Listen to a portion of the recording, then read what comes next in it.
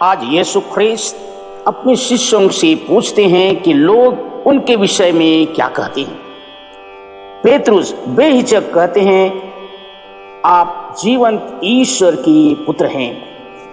हम जानते हैं, इतिहास बताता है कि पेतरुस मुर्गे के बांग देने के पहले 3 बार अस्वीकार कर चुका था, लेकिन यीशु ख्रिस्त उस पर अब भी विश्वास करते हैं, इसलिए स्वर्गराज की स्थापना के लिए उन पर जिम्मेदारी सौंपते हैं। स्वर्गराज की कुंजियां उन्हें प्रदान करते हैं और कार्य को आगे बढ़ाने की जिम्मेदारी देते हैं।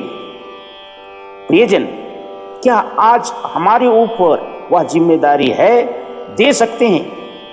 क्या हम अपने आप को समझते हैं कि हम लोग कौन हैं और ईश्वर किस कार्य के लिए हमें बुला रहे हैं? अपने इस कार्य को करने के लिए क्या हम में अटूट विश्वास और ईश्वर के प्रति ईमानदारी है? आइए आज के पाठ को हम बारीकी से सुने। प्रभु कुछ कहते हैं आपको, मुझे एडी माँ से सुसमाचार सुनते हैं। आज का सुसमाचार संत मत्ती अध्याय 16 पद संख्या 13 से 19। यीशु ने कैसरिया फिलिपी प्रदेश पहुंचकर अपने शिष्यों से पूछा, मानव पुत्र कौन है? इसके विषय में लोग क्या कहते हैं? उन्होंने उत्तर दिया, कुछ लोग कहते हैं यूहन्ना बपतिस्ता, कुछ कहते हैं एलियस और कुछ लोग कहते हैं यिर्मयाह अथवा नबियों में से कोई। इस पर यीशु ने कहा, और तुम क्या कहते हो कि मैं कौन हूँ?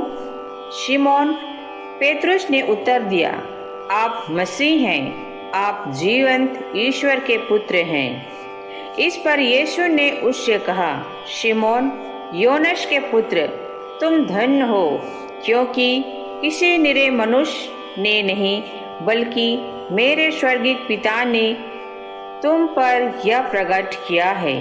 मैं तुमसे कहता हूँ कि तुम पेतरुस अर्थात चट्टान हो, और इस चट्टान पर मैं अपनी कलीसिया बनाऊंगा और अधोलोक के फाटक इसके सामने टिक नहीं पाएंगे।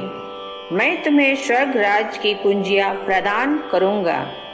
तुम पृथ्वी पर जिसका निषेध करोगे, स्वर्ग में भी उसका निषेध रहेगा, और पृथ्वी पर जिसकी अनुमति दोगे, स्वर्ग में भी उसकी अनुमति रहेगी।